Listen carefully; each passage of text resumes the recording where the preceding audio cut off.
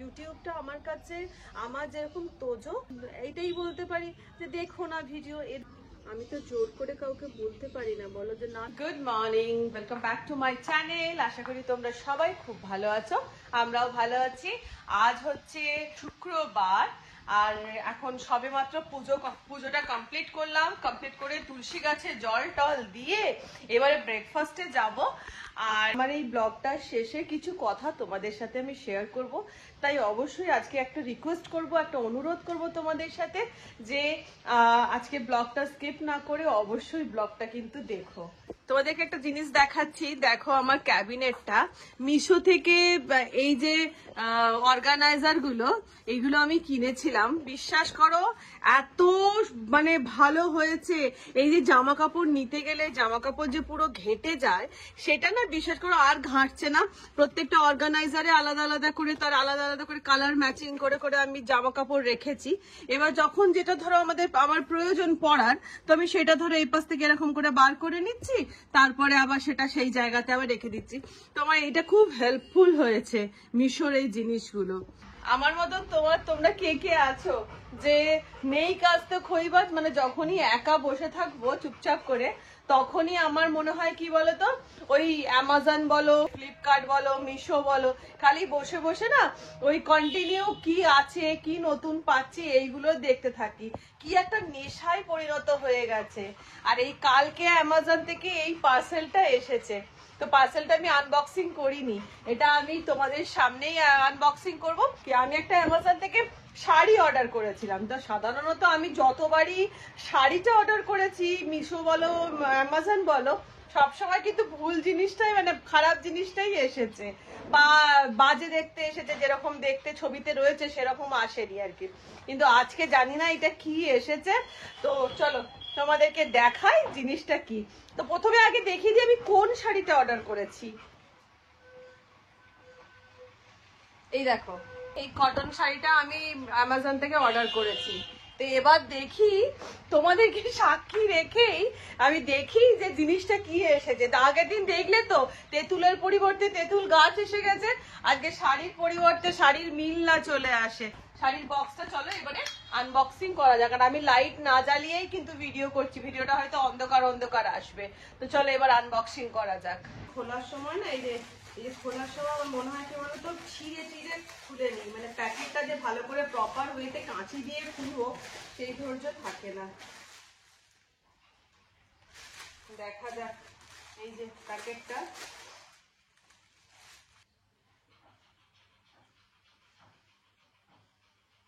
বেশ ভালো এসেছে। এই দেখো, হোয়াইট, তার সাথে পিঙ্ক, আর তার সাথে এরকম ভাবে স্টিল গ্রে, তিনটের কম্বিনেশন। কটনের কোয়ালিটিটাও কিন্তু খুব ভালো, খুবই ভালো, খুবই পছন্দ হয়েছে। থ্যাংক ইউ অ্যামাজন, কারণ এই প্রথম আমাকে একটা সঠিক জিনিস পাঠানোর জন্য, সঠিক শাড়ি পাঠানোর জন্য, কারণ শাড়ি আমার সবসময় ভুলই আসে। বন্দনা দি দেখো শাড়িটা কেমন। হ্যাঁ, অ্যামাজনে বুক করেছিলাম। এই যে স্টিল কালার, সাদা আর তার সাথে পিঙ্ক, ভালোই লাগছে দেখতে শাড়িটা। আমি না একটুখানি কটন ধরনের শাড়ি পরতেই বেশি ভালোবাসি, মানে কমফোর্টেবলও হয়, আর আমার যেন মনে হয় আমার লুকে ওইটাই বেশি যায়। তো আমি মানে ম্যাক্সিমাম আমি পুজোতে কি করি বলতো, একটা কি দুটো সিল্কের মতো শাড়ি নিই, মানে ম্যাক্সিমাম কিন্তু আমি নিয়ে কটনের উপর ভ্যারাইটি শাড়ি।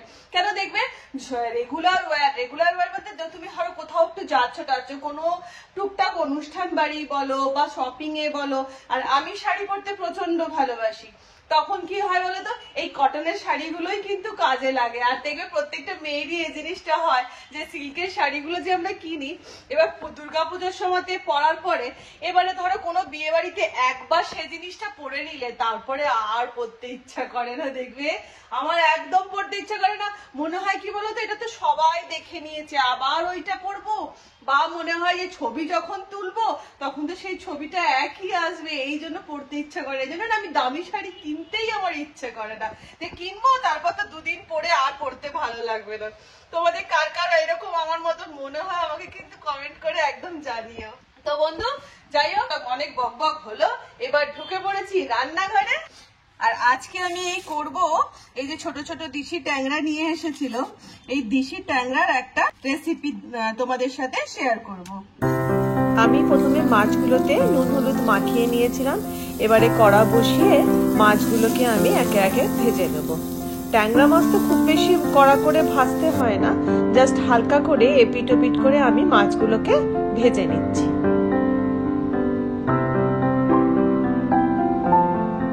মাছগুলো আমার ভাজা হয়ে গেছে। এবার মিক্সার গ্রাইন্ডারে আমি নিয়ে নিলাম 1.5 চামচ মতন কালো জিরে, দিয়ে দিলাম 5-6টা কাঁচা লঙ্কা আর 1 মুঠ মতন ধনেপাতা, দিয়ে দিলাম অল্প একটুখানি জল দিয়ে এটার একটা আমি মিহি পেস্ট তৈরি করে নেব। এবার কড়া বসিয়ে দিয়ে দিলাম সর্ষের তেল। তেলটা গরম হতেই আমি এর মধ্যে পাতলা পাতলা ঝোলের আলুর মতন আলু কেটে এর মধ্যে আমি দিয়ে দিচ্ছি। এবার আলুগুলোকে আমি নাড়াচাড়া করে অল্প লাল লাল করে ভেজে নেব। আলুগুলো ভাজা হতেই আমি দিয়ে দিলাম এর মধ্যে আমার বেটে রাখা মশলাটা এবং মিক্সার গ্রাইন্ডার ধুয়ে আর একটুখানি জল দিয়ে দিলাম। এবার এর মধ্যে দিয়ে দিচ্ছি পরিমাণ মতো নুন, দিয়ে দিলাম এর মধ্যে 1 চামচ মতন হলুদ গুঁড়ো। বাস, আর কোনো মশলা এর মধ্যে লাগবে না। নুন হলুদ দিয়ে এই আলুর সাথে এই মশলাটাকে আমি ভালো করে কষিয়ে নেব। মশলাটা ভালো করে কষা হয়ে গেছে, তেলও মশলাটা থেকে ভালো বেরিয়ে এসেছে। এবার আমি এর মধ্যে অ্যাড করে দিলাম জলটা খুব বেশিও দেব না, আবার খুব ঘন ঘনও হবে না। এবার আমি ভেজে রাখা ট্যাংরা মাছগুলোকেও আলুর সাথে সেদ্ধ হওয়ার জন্য দিয়ে দিলাম। ট্যাংরা মাছ তো সেদ্ধ হতে হয়, তাই আলুর সাথে ট্যাংরা মাছটা একসাথেই সেদ্ধ হয়ে যাবে। এবার আমি এই ঝোলটাকে ঢাকা দিয়ে মিনিট 5 সেদ্ধ হতে দেব। 5 মিনিট পর আলুও সেদ্ধ হয়ে গেছে এবং মাছটাও ভালো মতন সেদ্ধ হয়ে গেছে। আর বন্ধুরা, এইভাবে এই কালো জিরে বাটার ঝোলটা আমরা রুই কাতলার সাথেও করতে পারি, এটাতে পেট ঠান্ডা হয়। এবার আমি ওপর থেকে অ্যাড করে দিলাম ধনেপাতা কুচি, দিয়ে সামান্য ফুটিয়ে নিলেই ব্যাস রেডি হয়ে যাবে আমাদের কালো জিরে বাটা দিয়ে ট্যাংরা মাছের ঝোল।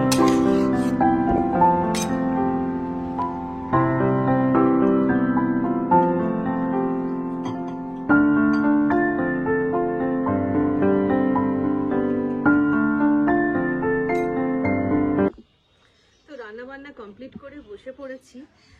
তোমাদেরকে যেটা বলেছিলাম যে আজ তোমাদের সাথে আমি কিছু কথা শেয়ার করতে চাই, সেটা হচ্ছে যে এখনের যত ব্লগ তোমরা দেখছো, সেখানে তোমরা দেখছো যে আমি একাই ব্লগটা করছি। তো তার পেছনে কারণটা বলার জন্যই আমার আজকের এই ভিডিওটা মেনলি করা। কারণ দেখো, আমি প্রত্যেককে ইন্ডিভিজুয়াল রিপ্লাই করে করে একই জিনিস বলার থেকে আমার মনে হয় একটা ভিডিও করে সেই জিনিসটা বলে নিলে ভালো হয়। তোমাদেরকে আমি আগে একবার ভিডিওতে দেখিয়েছিলাম যে আমরা কিন্তু প্রত্যেকেই কিন্তু ওয়ার্কিং, আমরা কিন্তু প্রত্যেকেই আমাদের সংসারে ছাড়া আমাদের কিন্তু প্রত্যেকের নিজস্ব কাজ রয়েছে, প্রত্যেকেই ওয়ার্কিং। যেমন আমার রেস্টুরেন্ট রয়েছে, তেমন দিদি মেজদি ভাই প্রত্যেকের কাজ তোমাদেরকে আমি দেখিয়েছিলাম।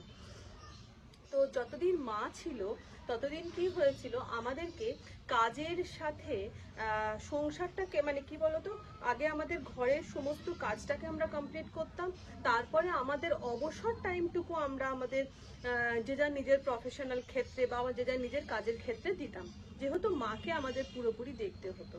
কিন্তু মা চলে যাওয়ার পর থেকে কি হয়েছে, আমরা এখন আমাদের প্রফেশনাল দিকটা বা কর্মক্ষেত্রটাতে আমরা প্রচন্ড পরিমাণে ইনভলভ হয়ে পড়েছি। তো এবারে কি হয়েছে, যেটা প্রবলেম সেটা হচ্ছে, আমি ধরো আমার রেস্টুরেন্ট আছে, আমার তো সকালে কোনো কাজ নেই, আমার কাজ হচ্ছে বিকেলবেলা, আমি রেস্টুরেন্টে বিকেলবেলা যাই।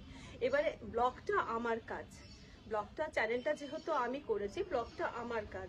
এবার কি হয়েছে, যেহেতু আমরা সময়টা কাজের ক্ষেত্রে বেশি করে দিচ্ছি, সেই জন্য দিদি বা মেজদি ভাই এরা কি করে, সকালবেলা যে যার মানে সংসারের টুকিটাকি কাজ সেরে নিয়ে ওরা আবার যে যার নিজের কর্মক্ষেত্রে চলে যায়।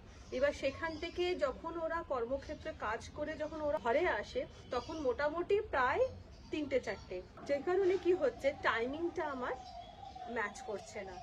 টাইমিংটা ম্যাচ করছে না। আমি আমার মতন আমার কাজ যেহেতু ইউটিউবটা প্লাস রেস্টুরেন্টটা, আমি সকালটা ইউটিউব করছি, বিকেলবেলা রেস্টুরেন্ট যাচ্ছি। ইউটিউবটা আমার কাছে ভালোবাসা, ইউটিউবটা আমার কাছে আমার যেরকম তোজো, সেম অ্যাজ আমার কাছে এই ইউটিউব এই চ্যানেলটা আমার কাছে কিন্তু তোজোর মতন। মানে একটা সাবস্ক্রাইবার থেকে আমি একটু একটু একটু একটু খুব ছোট্ট স্টেপিং ফেলে তোমাদের প্রত্যেকে ভালোবাসায় 7,000 সাবস্ক্রাইবার আমার হতে চলেছে। তো এইটা তোমাদের ভালোবাসার জন্য হয়েছে।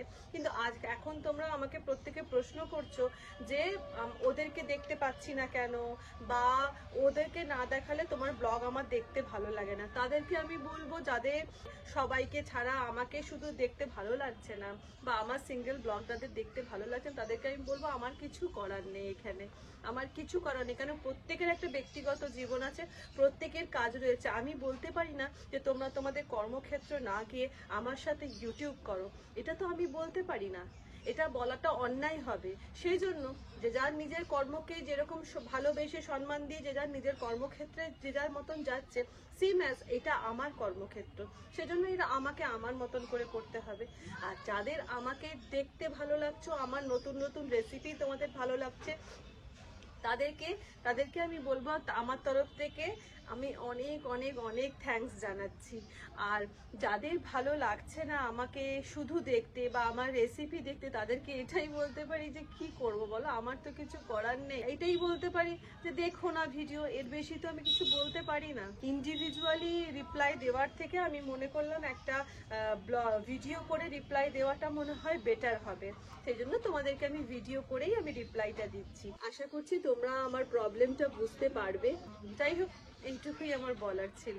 তো বন্ধুরা, আমরা এখন খাবারের টেবিলে চলে এসেছি। আর এখন কি গো, এসো, রেডি রেডি, চলে এসো। ইয়েস, রেডি রেডি গো, খাবার সব নেওয়া হয়ে গেছে, চলে এসো। আমাদের আজকে মেনুতে আছে হচ্ছে ঘি, ডিম আলু ভাতে, আর তার সাথে হচ্ছে যেটা বানালাম ট্যাংরা মাছের যে কালো জিরের ঝোলটা যেটা বানিয়েছি, পান্তুয়া মধ্যেখানে ঢুকে পড়েছে, ট্যাংরা মাছের কালো জিরে ধনে পাতার ঝোল।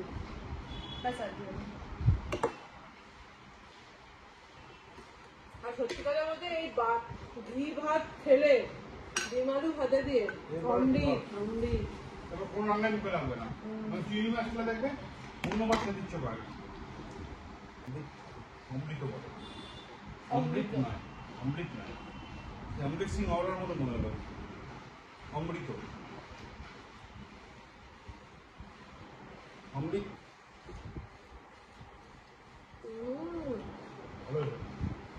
দারুণ, ভালো মন্দটা তুমি বলবে, আমি তো রান্না করেছি। ট্যাংরা মাছগুলো খুব সুন্দর, একদম দেশি ট্যাংরা, তো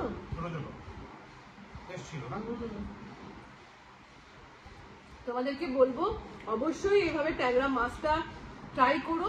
আর এটা হচ্ছে কোনো মশলা যেহেতু নেই, পেটের জন্য কিন্তু এটা ভীষণ ভালো। হ্যাঁ, কালো জিরে তো পেট ঠান্ডা করে, হ্যাঁ কালো জিরে কাঁচা লঙ্কা পেট ঠান্ডা করে, পেটের জন্য খুব ভালো। একঘেয়ে রিচ যদি খাওয়া হচ্ছে, সেক্ষেত্রে এরকম করে একদিন খেলে পেটও ঠান্ডা, মনও ঠান্ডা, শরীরও ঠান্ডা।